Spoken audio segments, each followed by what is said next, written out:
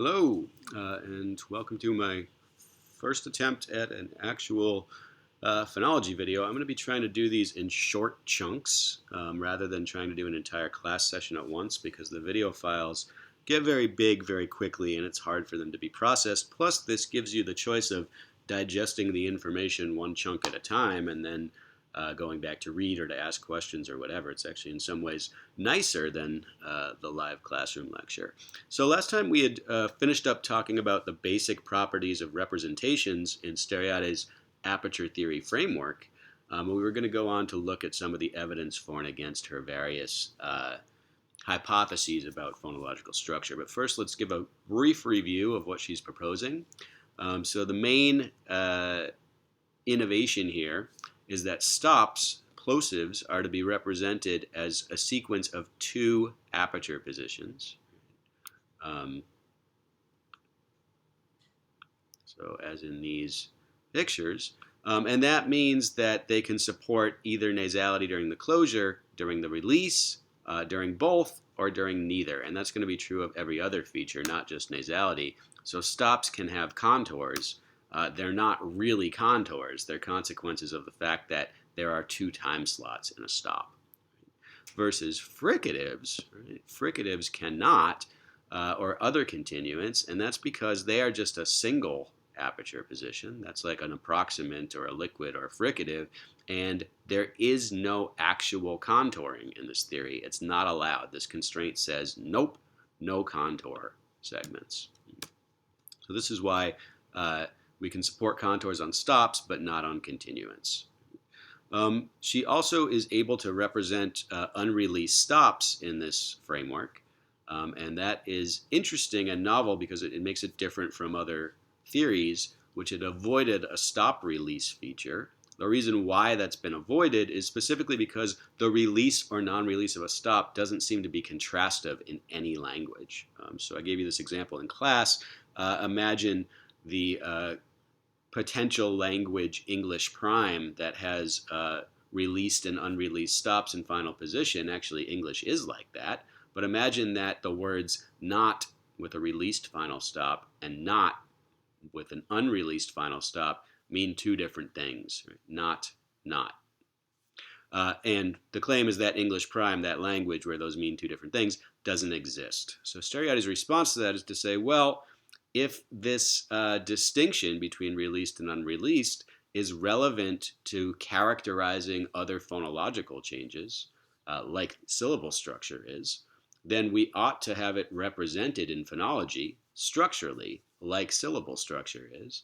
But it can still be predictable in all cases because every language has a syllabification algorithm that determines fully where syllable boundaries are going to be.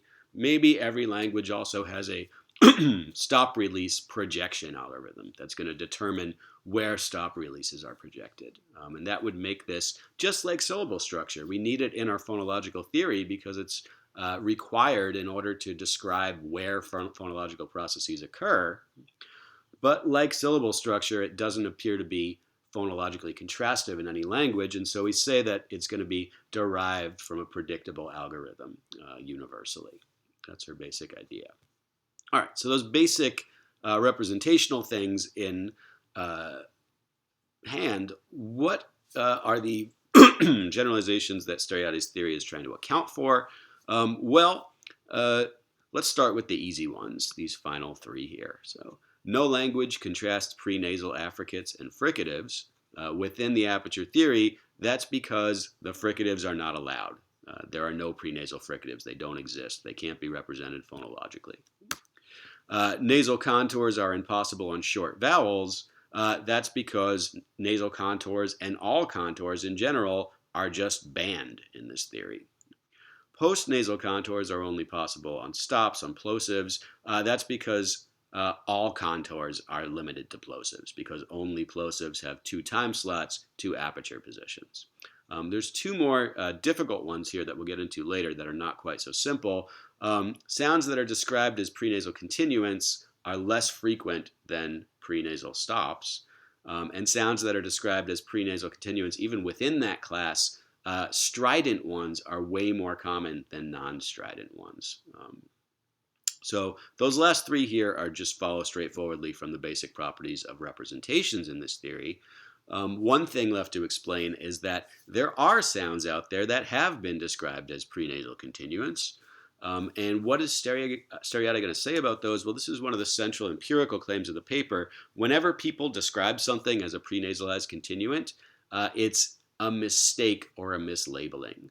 What they're actually talking about is either a prenasalized oral affricate, like this, or a prenasal stopped fricative, which is another kind of affricate, like this.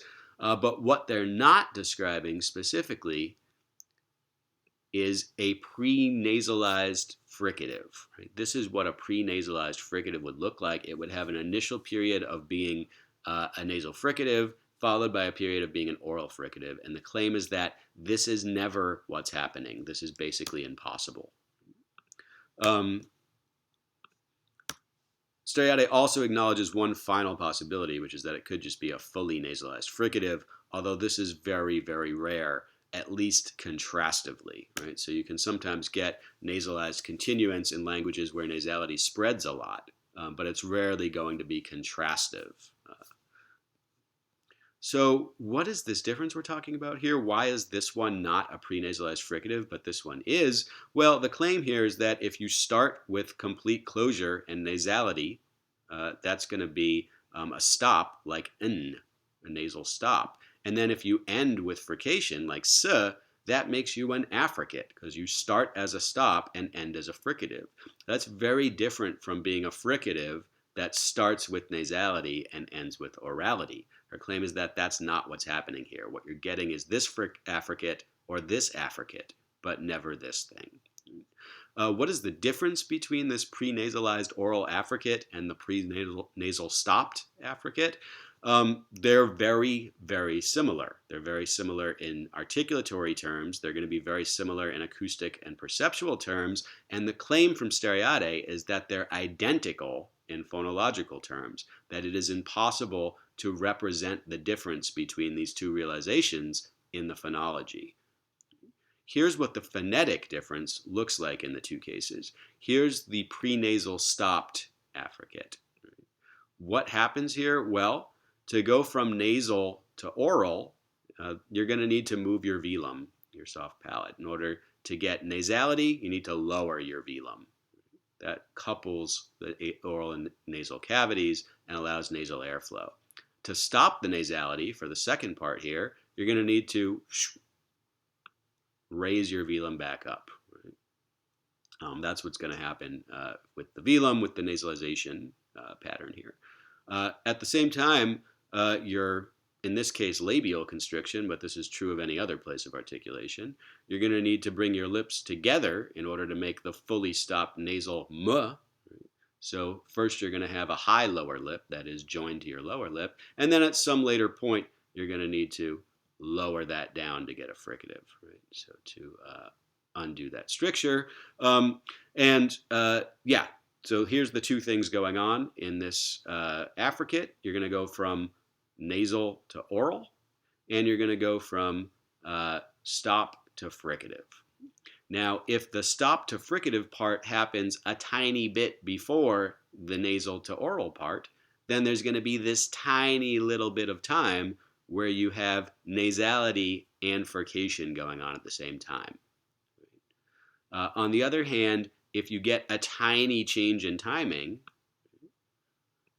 where instead you get the nasal to oral movement a slight moment before the stop to fricative movement, then there's going to be this tiny slice of time here where you get simultaneous orality and stopping, and the result's going to be an oral stop release. So this is going to sound like an oral affricate. This one is going to sound like an oral fricative maybe, but they're based on very, very similar phonetic representations, and in fact they sound very similar as well. So this difference would be something like amva, amva, amva, amva.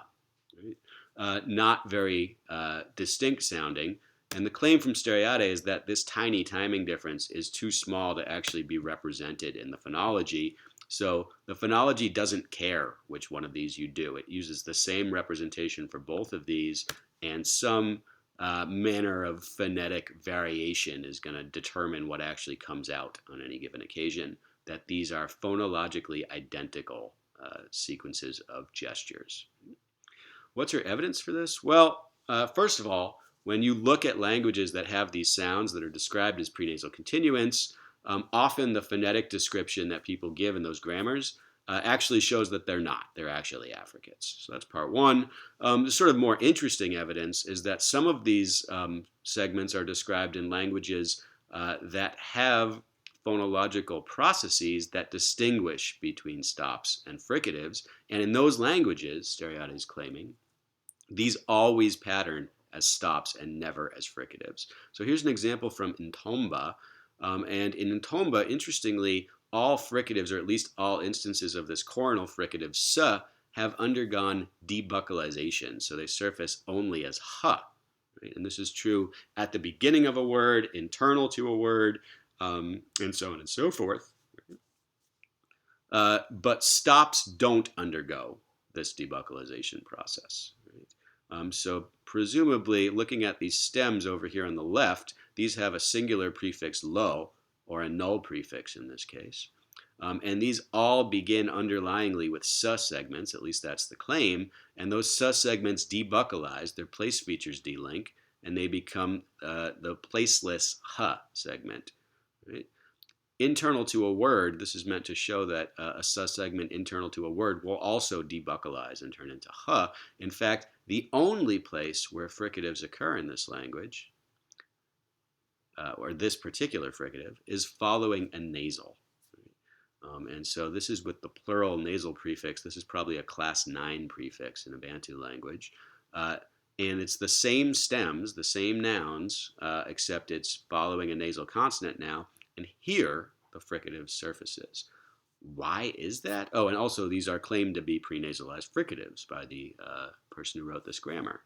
So Steriade's way of making sense of this is what's actually happening here is another phonological process that's extremely widespread called postnasal hardening.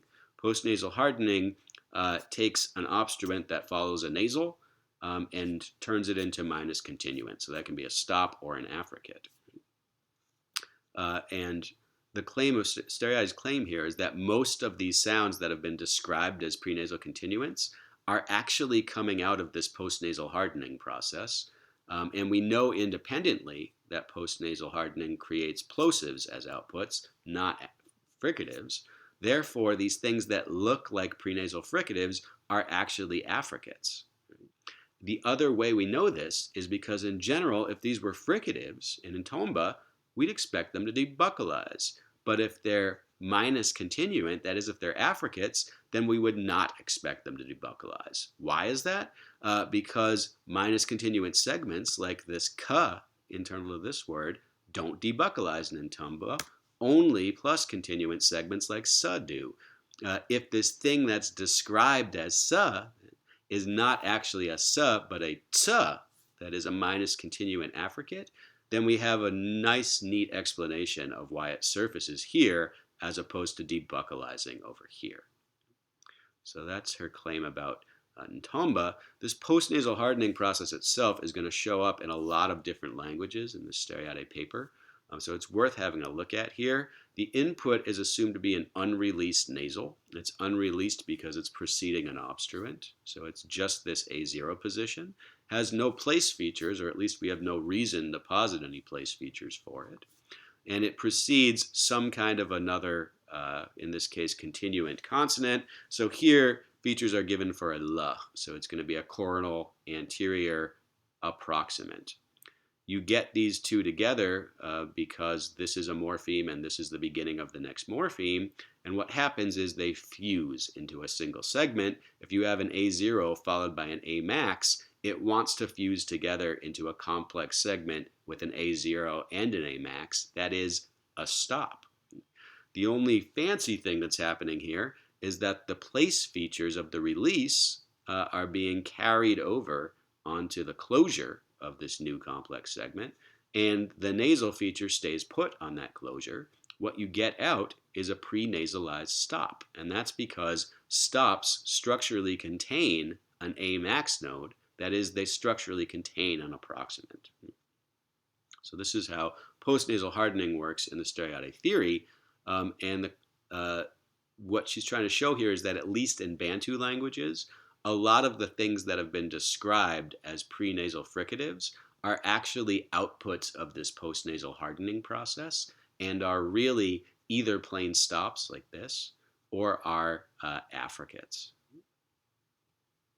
So here's another example from Bantu languages, and this is a very, very common process that happens in a number of different Bantu languages.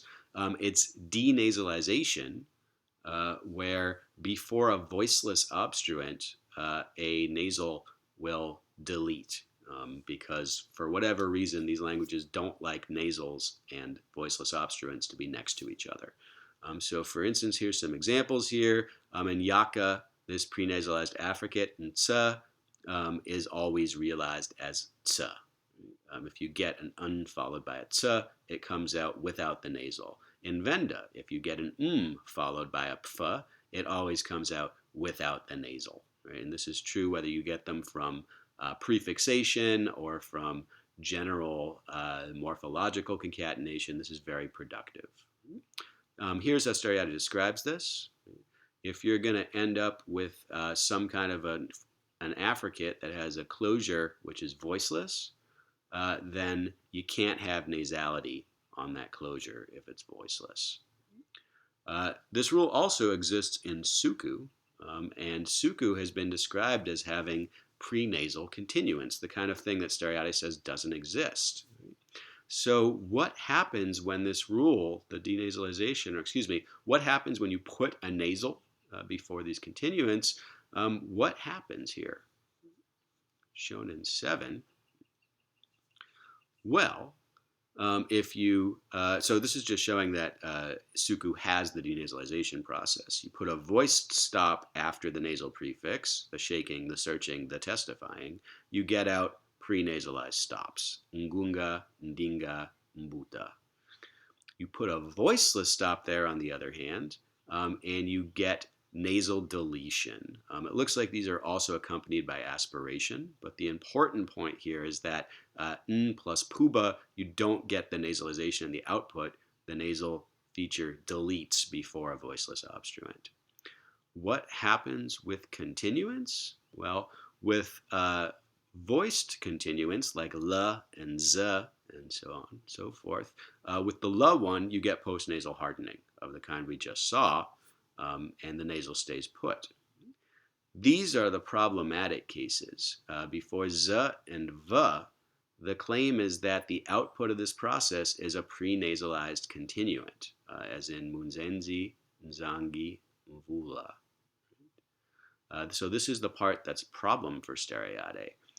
She's going to claim that these are not, in fact, prenasal continuants. They are affricates. How do we know that? Well, let's continue down to the voiceless continuants. The voiceless counterparts of v and z are going to be f and sa. When you put the nasal prefix before them, as we would expect, that nasalness deletes, the nasality deletes, just as it does before a voiceless stop. What does it leave over in here? Not a fricative. It leaves an affricate, fumba, tsala. This is showing us that even though it's sort of hard to see or hard to hear in these voiced fricative cases, postnasal hardening applies this is suku, right? Yes. Postnasal hardening applies in suku, and you can see that once the nasal deletes, so that these are actually affricates before the nasal even deletes. So up here, if postnasal hardening is also applying, these are actually affricates and not prenasalized continuants. This is what Steriade is claiming. So in general, what she's saying here is that an NZ digraph, or the description prenasalized continuant in one of these grammars, can be a prenasal stopped affricate, like this, with a nasal closure followed by a fricated oral release. It can be a fully nasal fricative, although this appears to be very, very rare, where you have a single aperture node that's all nasal. But what it can't be is a prenasalized fricative with a nasal fricative followed by an oral fricative component. This contour representation in aperture theory is not allowed. So now that we've got this, we can start to get those two puzzling generalizations that we didn't quite figure out above. First one was that sounds characterized as prenasal fricatives are relatively infrequent. We've looked at a bunch of examples in this section, but these are uncommon. Why is that? According to Steriade, it's because they're just one way of mishearing prenasal affricates or nasal continuants. And so, we're not going to see a lot of reports like this because they're not going to arise that often. In general, also, affricates and nasal continuants more generally are infrequent across languages. There's lots of languages that don't have any affricates and very few languages that have any kind of a nasal continuant. Therefore, if you can only get these kinds of segments from mishearing one of these, you'd expect to see them very, very infrequently, which we do. This last one is interesting. Why are sounds that get described as prenasal fricatives, why are those almost always strident? And the answer that Steriade gives is, well, we don't exactly know the ultimate cause of this, but the proximal cause is that they're really affricates. And we already know that the majority of affricates in the world are strident affricates. We don't have an answer to why that is, but we can at least reduce this mystery to a mystery we already know about. Why are affricates strident? There are some theories out there about why strident affricates might be better than non-strident ones. I'm not even going to go into that because it's sort of too far afield. The point is just that whatever the explanation for the prenasal cases, it's going to be the same as the explanation for the affricate cases in general, according to the Steriade theory. I'm going to put section 4 here in a different video just to see how this went. Thanks for your attention.